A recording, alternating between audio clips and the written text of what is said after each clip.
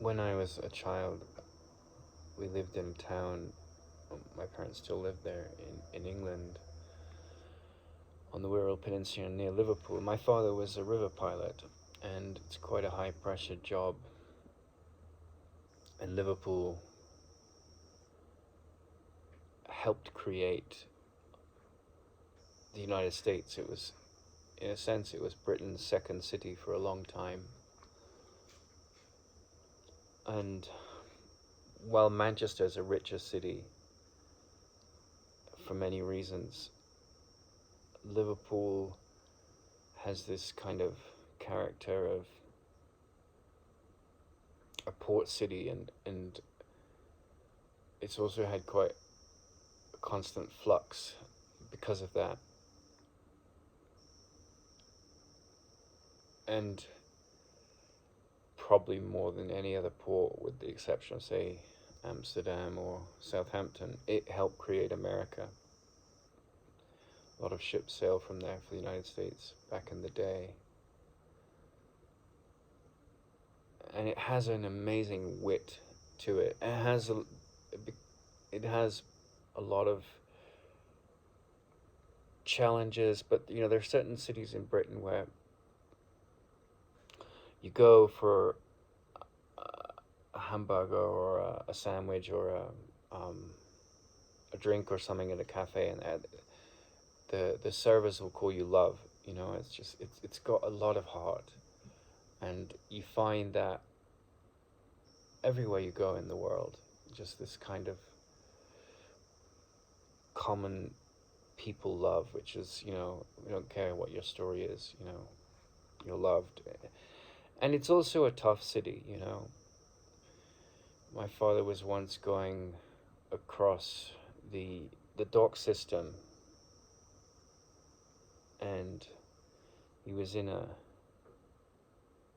like, the dock company gives buses for the workers, for the dock workers, like handling the ropes, or anyone working in the system.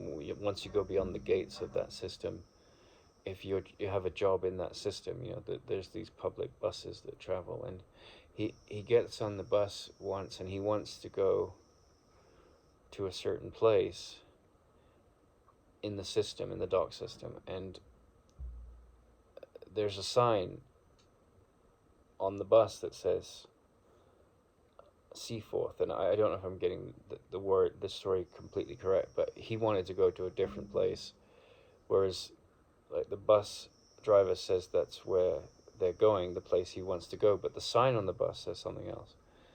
And so my father says to the driver, well, I'm awfully sorry, but on the sign on the front of the bus says Seaforth, and the bus driver doesn't miss a beat. He says, "Yeah, it says India on the tires, mate. We're not going there." So this wonderful heart and spirit to Liverpool. And Carl Jung once had a dream about it, and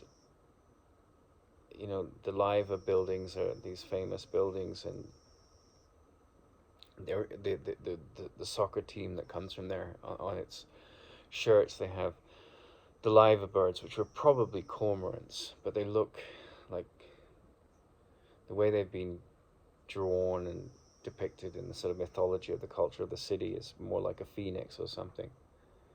And anyway, it's Liverpool, the pool of the Liver bird, right? But in Jung's dream, it was like the pool of life. And I was born in a hospital on the other side of the River Mersey, which is on the other side of it's the other bank of the river. Liverpool's on one side, and I was born in Birkenhead. And they took the park near the hospital I was born in and modelled Central Park on that park. So you see this incredible connection with the Americas. Anyway, I recall My father, you know, we lived in a nice house and he had a good salary because it's quite a high-powered job. But, you know, it gets cold in the winter and you've got these kids traipsing in and out of the house and they'd forget to close the door and he'd scream, you know, "We can't heat West Kirby," you know, and he'd get quite angry about that. And in a way you can justify it because, like, he had to pay the bills.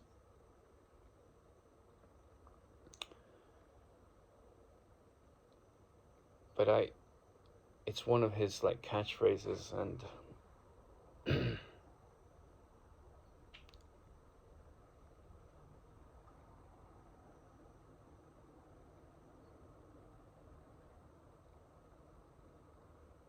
I grew up in a house which didn't have any interest in religion.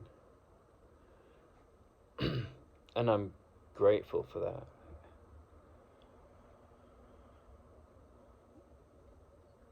But I'm mostly in this video going to look at something that my teacher's teacher, so my teacher was a man called Tara Singh, and his teacher was a man called Jiddu Krishnamurti. And Jiddu Krishnamurti, I'm looking at something he said. He said, do you want to know what the secret of my peace is? I'll tell you a secret. The secret of my peace is I don't mind what happens. And I was born into a story in my mind when I came into the body, where within a few years, like around the age of 4, I was really interested in what you could call fundamentals, basics, essentials, like first questions you would call it, like why are we here? Where is nature going to? Where's it come from? What's the universe? Is there a purpose behind evolution?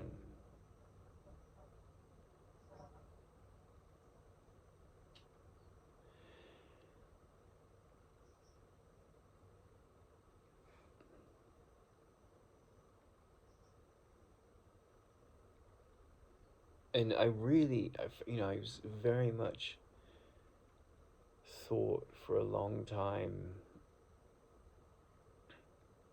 that science held the key to these questions.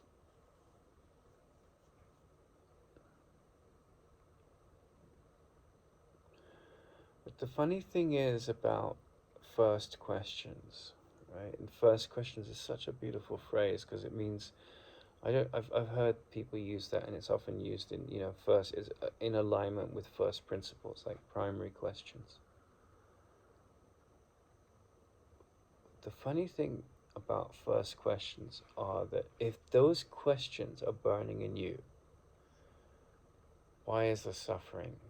What is the point of life, right? And if you ask a million people, what is the point of life? You'll get a million different answers depending on their vantage point, depending on their perspective. But from the viewpoint of first questions, like, what you find is that the question has its own life, you know? And for me, it was like, well, science, evolutionary biology, these things will lead me in the direction of answering those first questions. And I did my best to do that, and to become a scientist in the world. And I never believe, not for one moment, that I haven't become a scientist, because to me, the essential quality of a scientist, I mean, the only moniker that I really like is natural scientist, because science means to know. So you're studying the nature of knowing. And art means to put things in the right place. So I think an artist and a natural scientist, in a sense, are the same thing. But the essential quality of a scientist is open-mindedness. And it's also the Socratic method, which is, you know, is it what you're saying is true? Are you sure? Can you test it? And then find out. That's essentially the essence of science. And at the heart of that is humility. To question your knowing, because your knowing may be right or it may be wrong. And it may yet evolve. Your understanding of phenomena may evolve. But then if you go, as I did in my journey to India, the shift in yoga is to say, okay, there's the phenomenal, and they call that often the object of your perception.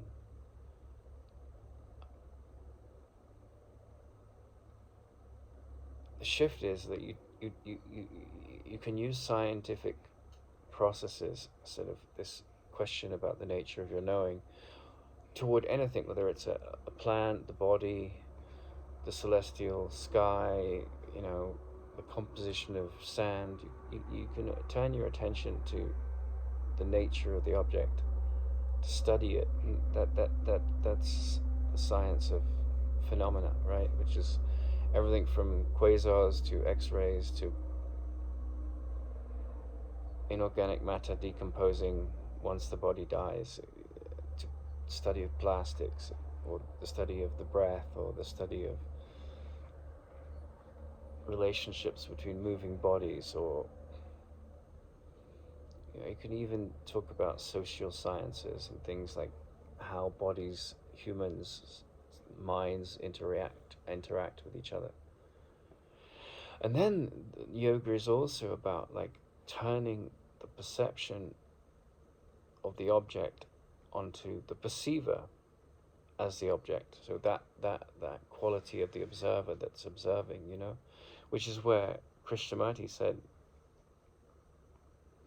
the observer is the observed. So all your conditioning creates your experiences. Change the nature of the conditioned mind and the programming of the mind, and you change your reality. But at the deepest level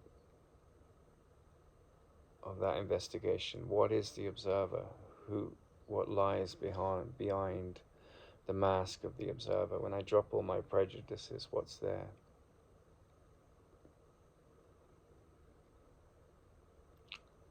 And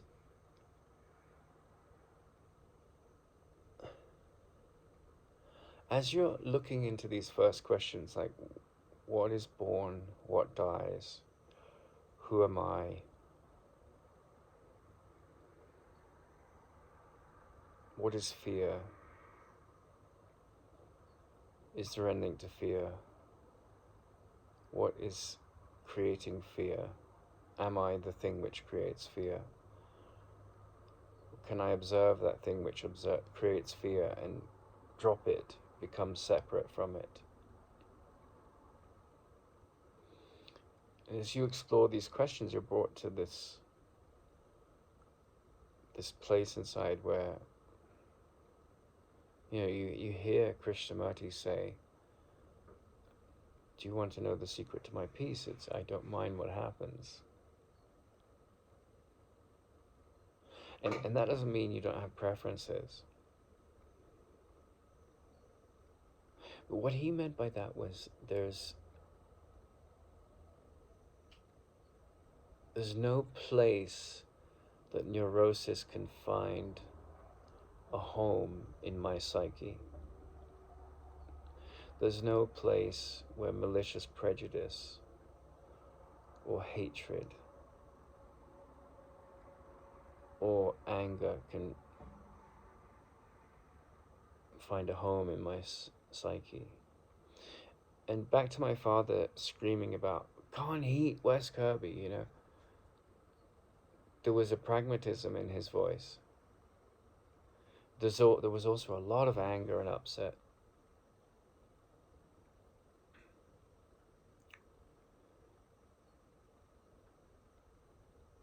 And in my quest for first principles, in my quest to understand what the nature of evolution was, that voice of anger Not the pragmatism, because you can't argue with the pragmatism. Why would you work really hard, pay to raise a family, and just leave the door open so all your heating bill explodes? It's crazy, you know. So he was wise in wanting to have the door closed, you know.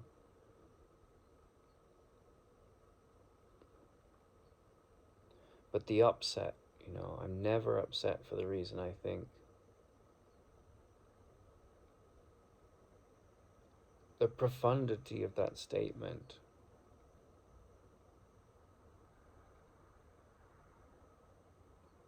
Like, you can't argue with a frog being a frog. A frog is just a frog, right? And a dog is a dog, and they bark, and cows moo, and donkeys neigh.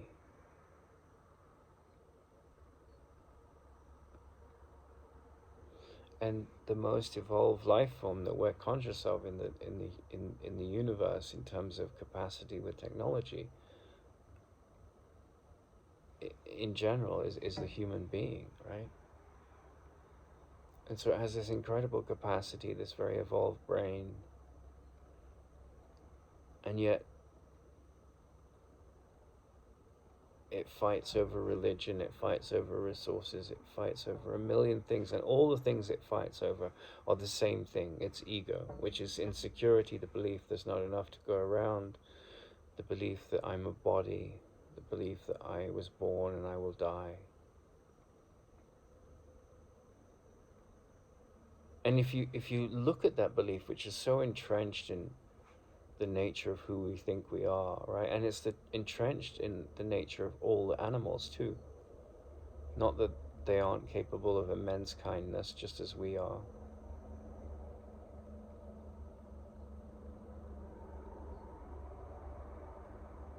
But if you look at that and you ask the question, what's evolution?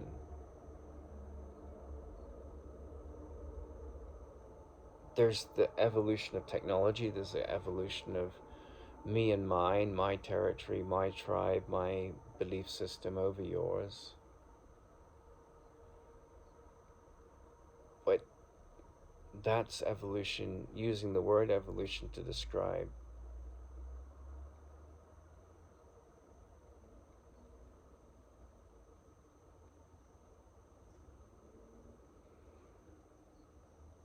progress according to a certain observer's viewpoint.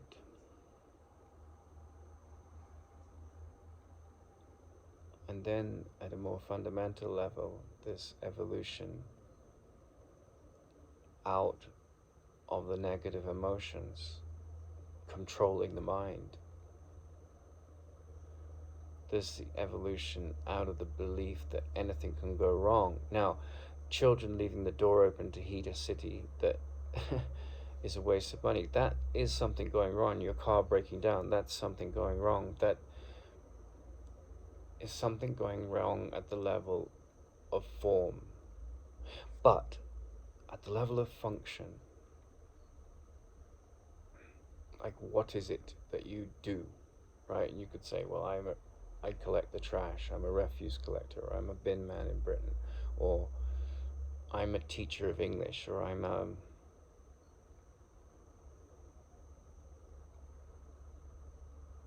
mechanic or a plumber, you know, or I'm a prime minister, or I'm a president, or I'm a father, or I'm a housewife. There's a million things that you can use to describe what you do. That's function at the level of form.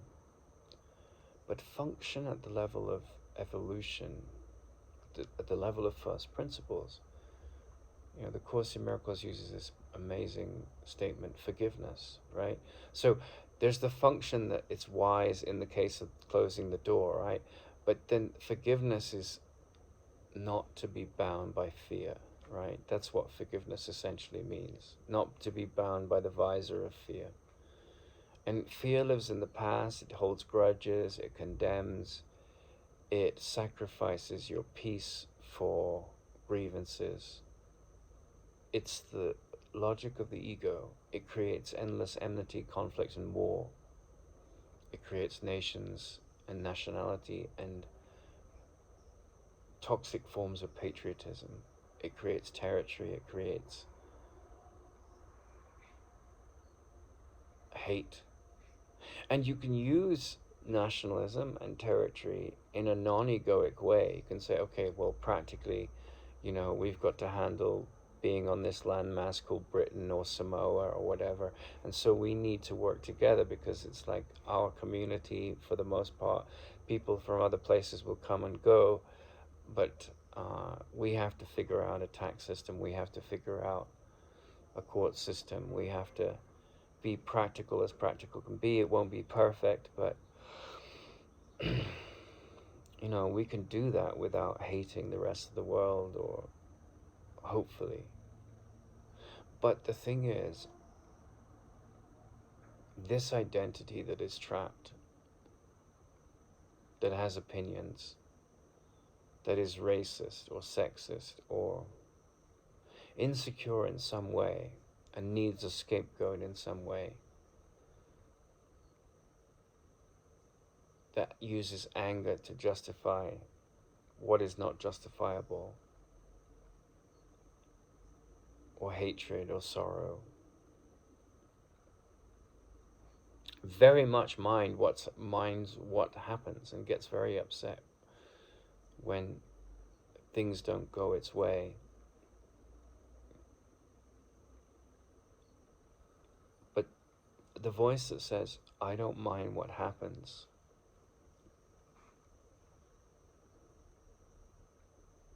not in the sense that it just lets people walk all over it, or it doesn't have a vision of what's the right thing to do. Because that's not what he's saying. Like, you can have a sensible approach to things. You can close the door because the heat's getting out. You can find the humor in the pain. What he's saying is that I am not defined by my insecurity or my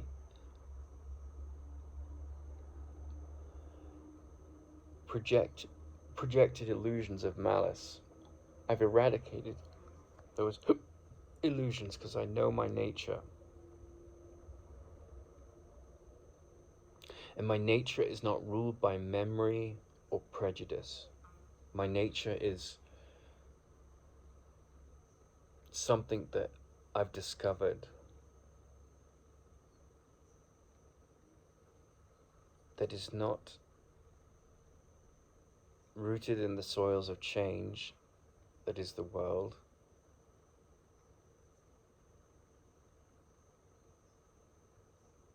but can cope with the soils of change of the world, can handle that.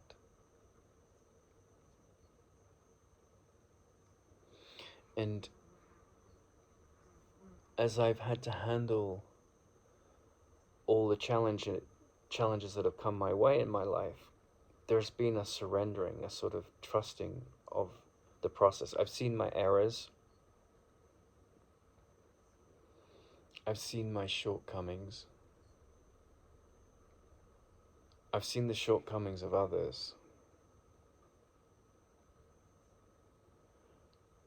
And I've come to recognize that when I live in the state of I don't mind what happens, I'm not living in the prison of my past, my upset, which is justified by past conditions. Like, oh, if only she had done this, or if I wasn't in this situation because of my birth, or if if he hadn't exploded or judged this situation, my life would be different. Because you can't control who hates you or who loves you.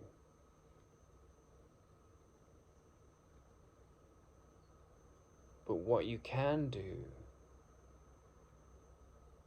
is forgive lack of love in yourself or others. And in the process of forgiving lack of love, you start to correct the illusion that there is a lack of love. And so this statement of I don't mind what happens doesn't mean you leave the door open so the heat goes out and you lose the practical sense of basic physics in terms of paying for your bills, and also you lose the practical sense of being this father that needs to rein in ignorant children that are not paying the bills at that point. But it means that the neurotic mind, the angry mind, the upset mind has no power in your frame of reference, inside you. I mean, the world is full of upset people. You know, you go through a day, the sleeping mind goes through a day, and it's like one upset, one depression, one judgment after another, with moments of, well, that was a nice meal, or gosh, she's sexy, or, you know, all of these things that you feel are pleasant, or oh, I love watching this show, it's so much fun, right? So there's this movement, there's this kind of pendulum of swings, and your relative peace is defined by the externals.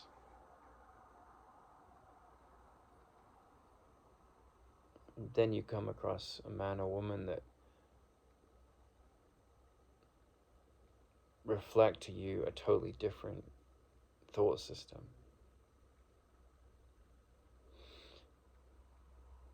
And I was looking and looking and looking and looking for meaning in the world, meaning in diets, meaning in approaches to healing and physical health, meaning in physics and biology, and all of those things can be fascinating and not to be condemned, you know. Like when I was a child, we thought that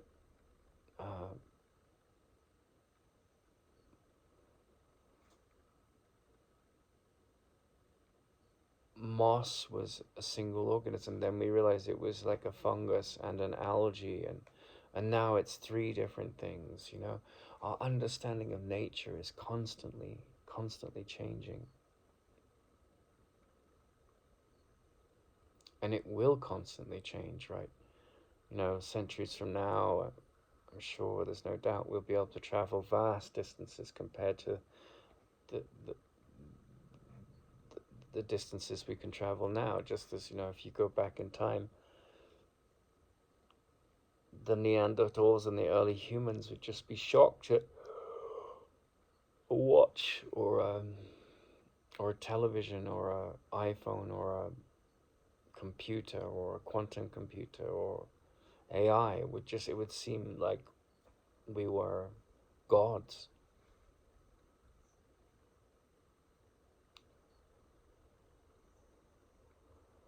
But technology, the power to unleash the atom, the power to play with fire,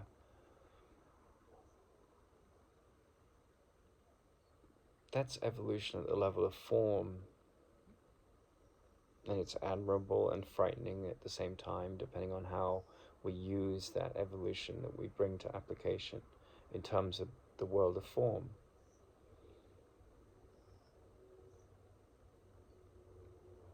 Or shall we say it's horrific, not frightening, because the other form of evolution is like, well, who are you? You know? Do you mind what happens? Are you defined by your insecurities? Or do you see your insecurities in a way that has a lot of compassion, and see others' insecurities in a way that has a lot of compassion and patience and infinite patience? And what happens then?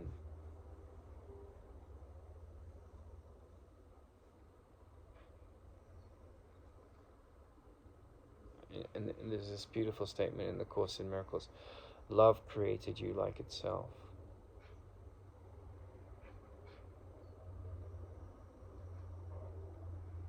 Love created you like itself. I remember my teacher saying, it took centuries, millennia, for man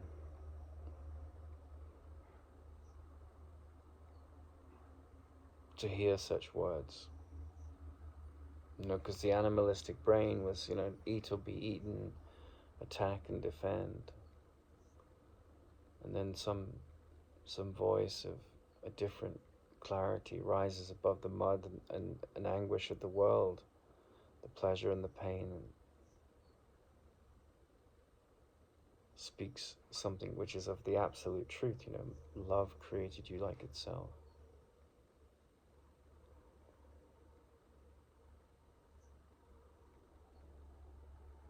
And more often than not, characters in history that recognize this, that come to this awareness, we murder and stone those people. We destroy them. And we hail the Alexander the Greats and the Napoleons who rush around the world and make our society and our nation and our ideology great. You look at all the religions of the world that have flourished, and someone's come along and said, you guys are heathens, you don't believe what we believe. The Buddhists did it, the Christians did it. And that's just a belief system. But when you say love created you like itself, that's a recognition of nature. That's not some mythology that you push down other people's throats. That's a recognition of the nature that transcends the insecure nature. And so I think a mature mind, a happy heart, is focused on the ending of neurosis, the ending of reactive, insecure thinking in the mind. And it's interesting because once you see this, definitely it's like a train stopping, that there's a sort of, there's still momentum, but the brakes have been applied, and you start to see that any justification of upset in you is a mirror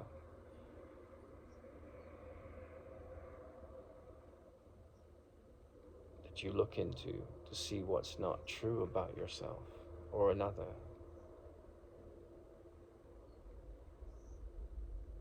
I had a friend that was very advanced in this that I'm talking about, this state of self-knowledge, and I asked her what it was, because she was in this state as a child.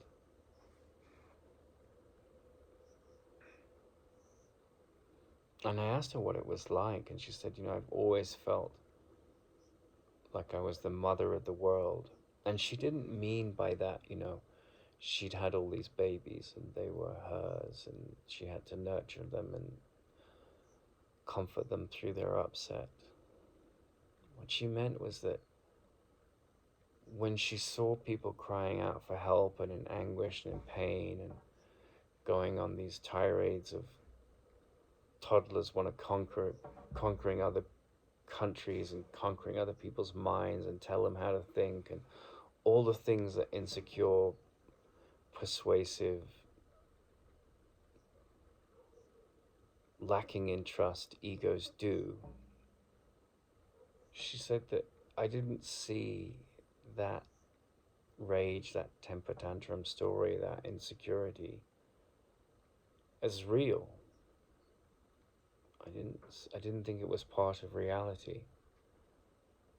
And the way that I saw myself as the mother of the world was that because I didn't see it as reality, my presence was mothering to everyone that did. Because you go to your mother when you cut your thumb, you're like, Mom, I hurt my thumb, and she puts a Band-Aid on it and kisses it better. And so in a sense, like, I don't mind what happens means you're not trapped in those illusions. You're practical. But you become like the mother to the world when it's not like you're trying to fix the world, but you've fixed your perception of what the world is in your mind, and there's no way back. And with that comes enormous resources, and on a certain level, enormous helplessness and vulnerability, but not helplessness in the sense of the ego, but just like a sort of bowing down to the vastness of life and a trusting that whatever's unfolding is for the greater good. Doesn't mean you leave the door open and let the heat out, but it doesn't mean you scream in anguish about it. You handle it practically.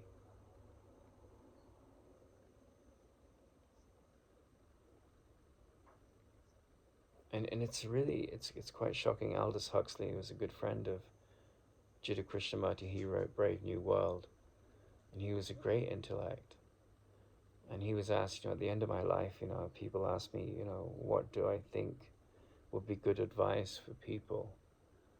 And he said, be kind. It seems to be a very superficial response to a life of deep inquiry into first questions, but be kind. And he was friends with Krishnamurti, and Krishnamurti said, I don't mind what happens. And so I think like the advice of the inner mother to the world in yourself, or the inner father, is you're not separate from the world, you are the world, and how you perceive the world to be either a pained place full of horrible beings that are selfish and mean, or a place where love came to flower, where light came to cast out illusions. And the only thing that's true is love, and the only thing that's true is light. And everything else is your own nightmare. And you wake up from nightmares and realize they're not true. You were sleeping and making up these horrible dreams with the misuse of your creative capacity.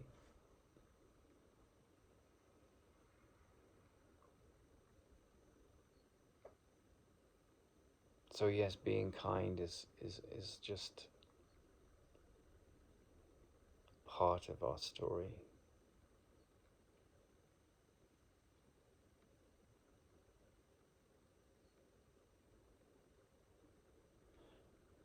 When we recognize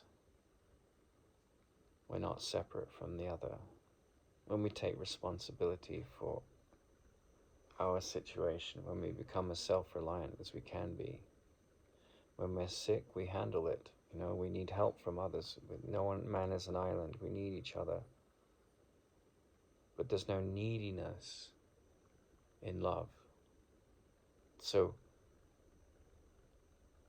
insecurity is full of neediness, judgment, pain, attacks, defenses. And we need each other, but there's no neediness in love. We need each other because we're not separate from each other. We support and augment each other.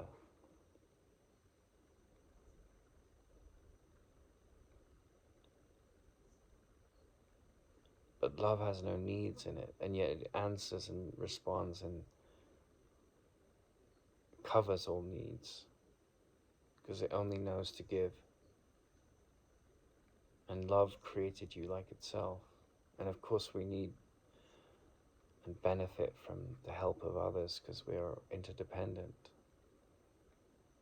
But if love created you like itself and love only knows how to give, then there's a radical shift in this consciousness as we go through life, from the sense that things have gone wrong, things are imperfect, people are imperfect, to the sense that everything is perfect. An impatient person teaches me patience. Death teaches me to confront sorrow in myself and pull up the root of sorrow. Everything gets turned around into a new meaning. Hatred is to teach me of the illusion that I've attached myself to, that the ego supports. And all of it brings you to forgiveness, right? Forgiveness of the illusions of anything that isn't joyful, anything that isn't peaceful.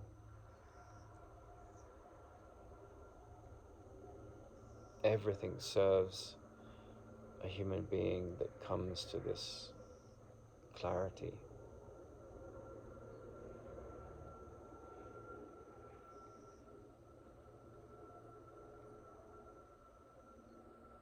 And if peace becomes tranquility, peace, simplicity, self-reliance, fearlessness,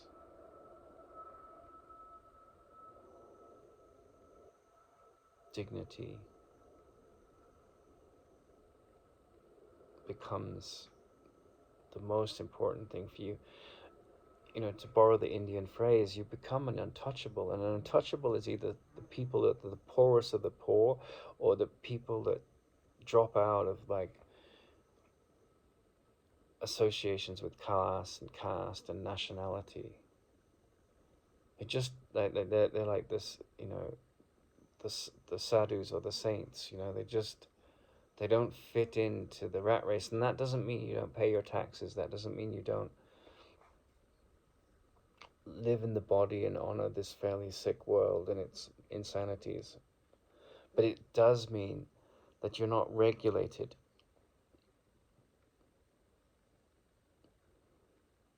by the mind that becomes a victim of those externals.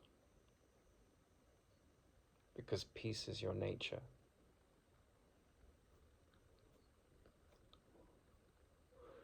And you can get crucified, you can get attacked, and it can be very, very traumatic. You can be judged and condemned. And the wise use of those experiences is to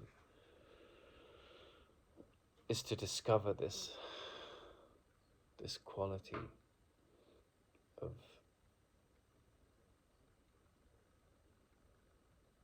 divinity within you and see it in others. Something that is not of the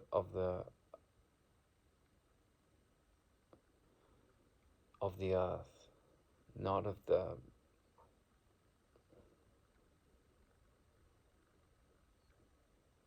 movement of that which eats or gets eaten, that which is preyed upon, or which is a predator.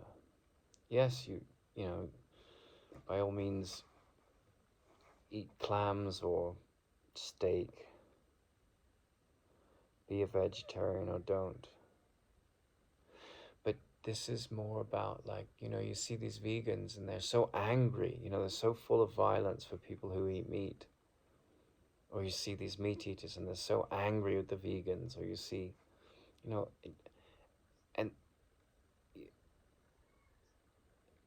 what people miss out on is that liberation from fear means the ending of condemnation and anger. Doesn't mean you can't condemn horrific behavior, pedophilia or whatever, but the end of condemnation of the soul, the end of ignorance of the soul, the dawning of love as a spiritual quality. You know, people hear things like spiritual or religion or whatever, but you know, the very essence of our language, inspire, expire, like breathe in the spirit. Someone dies, the breath goes, the inspiration, the expiration goes.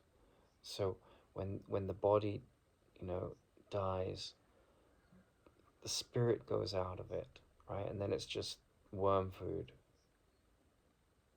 Some vitality goes. So that's all I mean by, we are spiritual. Like that vitality, which can be corrupted by the ego's thought system, or it can be liberated from it. And, where there's peace, where there's tranquility, where there's practical approaches, and there's no insecurity, then there's evolution at a level that makes nature in awe of man.